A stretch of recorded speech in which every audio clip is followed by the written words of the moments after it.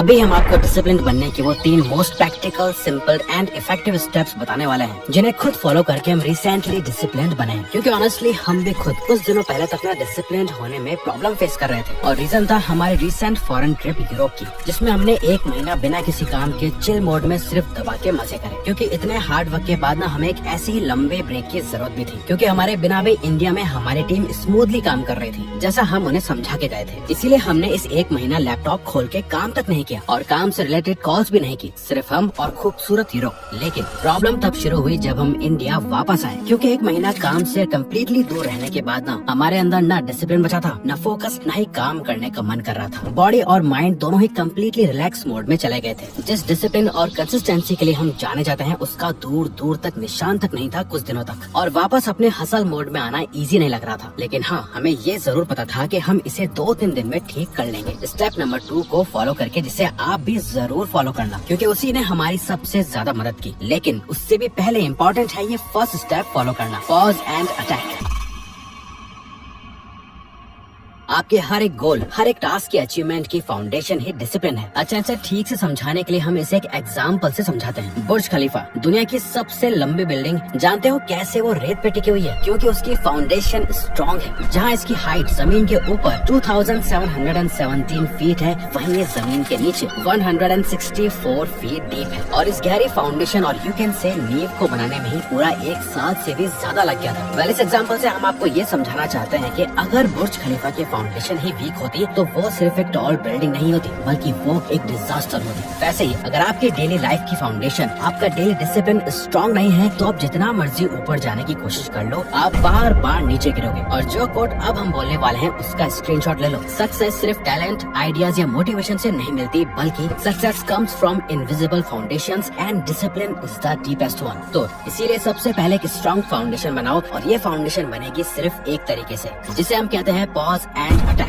क्योंकि बिना सोचे समझे हड़बड़ाहट में डिसिप्लिन बनने या किसी भी नई हैबिट को स्टार्ट करने से पहले थोड़ा रुकना बहुत जरूरी है। जैसे एक शेर लंबी छलांग लगाने से पहले 2 कदम पीछे लेता है, या तीर को कमान में पीछे खींचना पड़ता है उसे हिट करने से पहले, वैसे ही फर्स्ट स्टेप लो पॉज। क्योंकि पॉज लिए बिना ही लोग डिसिप्लिन बनने में गलती करते हैं, ये सोच के बस अब कल से 5 बजे उठूंगा, अब डेली जिम जाऊंगा, फोन हटा दूंगा, फुल फोकस मोड चलेगा अब। यही सेम गलती आपको नहीं करनी जो 99% लोग करते हैं। आपको इसका बिल्कुल जड़ से इलाज करना है, जिसके लिए आज या जब भी आपका मन करे, सिर्फ 15-20 मिनट के लिए सिर्फ खुद के साथ बैठ जाओ और खुद से सिर्फ ये 3 सवाल पूछो। आखिर वो सिर्फ एक चीज क्या है जिसके लिए मैं डिसिप्लिन बनना चाहता हूँ? मेरी अभी क्या क्या आदतें हैं जो मुझे डिसिप्लिन बनने में रोक रही हैं? कैसे मैं मिनिमम एफर्ट में डिसिप्लिन बन सकता हूँ? इनका स्क्रीनशॉट लो और इनके आंसर्स ना पेपर पे लिखो, और कमेंट करके हमें बताओ कि वो सिर्फ एक चीज क्या है जिसके लिए आप डिसिप्लिन बनना चाहते हो। क्योंकि इवन रिसर्च भी कहती है कि ऐसा करने से, यानी सेल्फ रिफ्लेक्शन से, गोल अचीव करने के चांसेस 25% तक बढ़ जाते हैं। और जब आपको क्लैरिटी मिल जाए तो अब करो अटैक,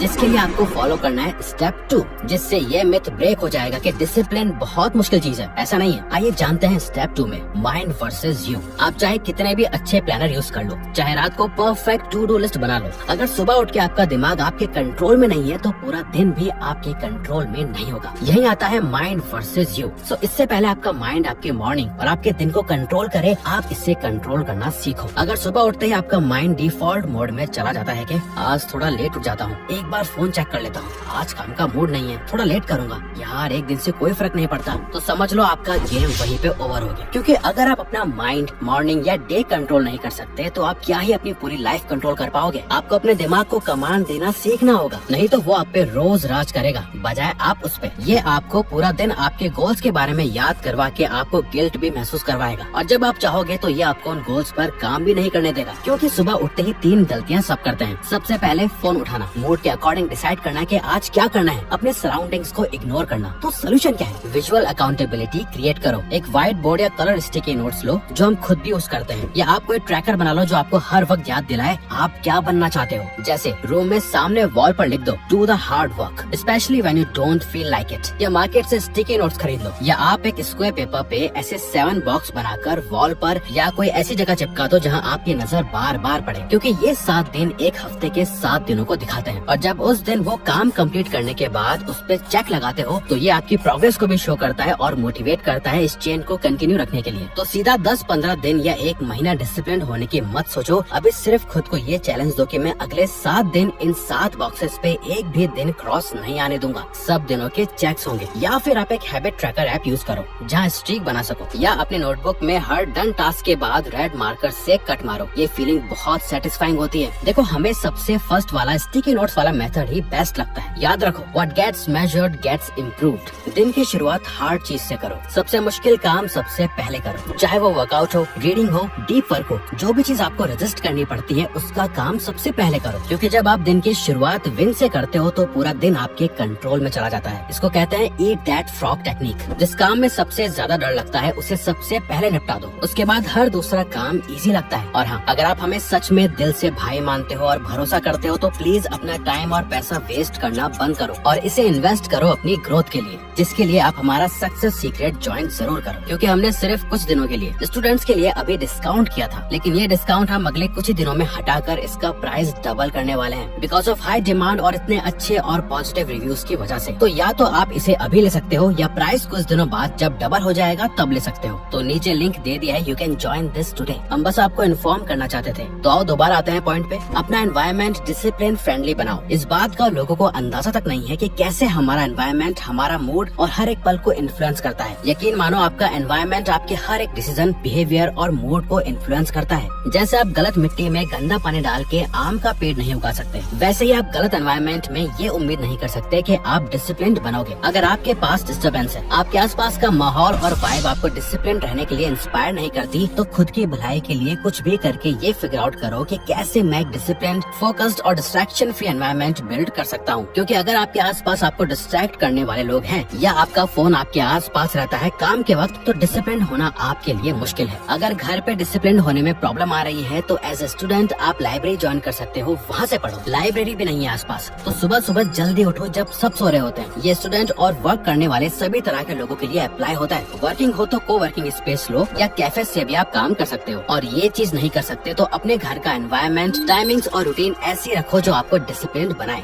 इसके बाद a simple path of discipline. हम सब डिसिप्लिन को पेन और मुश्किल से एसोसिएट करते हैं। डिसिप्लिन रहना है मतलब रोज खुद को तकलीफ देना होता है। ये मोस्टली परसेप्शन है। सुबह उठना पड़ेगा, जिम जाना पड़ेगा, ये काम करना पड़ेगा, वो सीखना पड़ेगा। अरे यार, डिसिप्लिन रहना तो बड़ा मुश्किल है। आपको अपने इसी माइंडसेट को चेंज करने की जरूरत है। आपको डिसिप्लिन को पेन से नहीं, प्लेजर से एसोसिएट करना है। डिसिप्लिन आपको बांधता नहीं है, बल्कि आपको अपने सभी गोल्स को अचीव करने की फ्रीडम देता है। तभी कहता है discipline is equal to freedom. आप चाहो तो अपने सारे सपने पूरे कर सकते हो। सवाल बस इतना है कि क्या आप काम करने के लिए रेडी हो। क्योंकि डिसिप्लिन होना स्ट्रगल नहीं है बल्कि एक प्रिविलेज है। डिसिप्लिन कोई सजा नहीं है, बल्कि डिसिप्लिन एक सिंपल हैबिट है जो आपको रिग्रेट से बचाती है और आपको अपने डिसीजंस पे प्राउड कराती है। आप जितना ज्यादा डिसिप्लिन से दोस्ती करोगे उतना ही कम स्ट्रेस, कम गिल्ट और ज्यादा सेटिस्फेक्शन मिलेगा। और इस डिसिप्लिन को अपनी लाइफ में लाने का रास्ता इतना मुश्किल नहीं है जितना आपको लगता है। इसलिए पहले अपने दिमाग का ओवरलोड कम करो। हर रात को 10 काम लिखो जो तुम्हें लगता है कि कल करने चाहिए। उसमें से सिर्फ 3 काम चुनो जो सबसे इम्पोर्टेंट है, बाकी के 7 काम काट दो। अगले दिन सिर्फ उन्हीं 3 टास्क पे काम करो। ये 3 टास्क सिस्टम आपका फोकस और डिसिप्लिन दोनों सेट करेगा और दिमाग में क्लैरिटी लाएगा। याद रखना, लेस इज मोर। एक रिसर्च में ये पाया गया कि जब लोग सिर्फ 1 से 3 मीनिंगफुल कामों पे फोकस करते हैं तो उनका प्रोडक्टिविटी लेवल 60% तक बढ़ जाता है। उसके बाद सिंपल डेली रूटीन बनाओ। कोई फैंसी प्लान की जरूरत नहीं है, बस एक छोटी सी हैबिट सेट करो जो आप डेली रिपीट कर सको। जिसमें सबसे इम्पोर्टेंट है हर दिन सुबह एक ही टाइम पर उठो। चाहे सुबह 5 बजे उठो या 8 बजे, इससे फर्क नहीं पड़ता। बस ये समझो कि अगर आप ये करने लग गए तो डिसिप्लिन रहना एक डोमिनो इफेक्ट की तरह हो जाएगा। चाहे आप दिन भर कुछ करो या ना करो, बस सुबह रोज एक ही टाइम पर उठो और सीधा आप वो मोस्ट इम्पोर्टेंट 3 टास्क करो जो आपने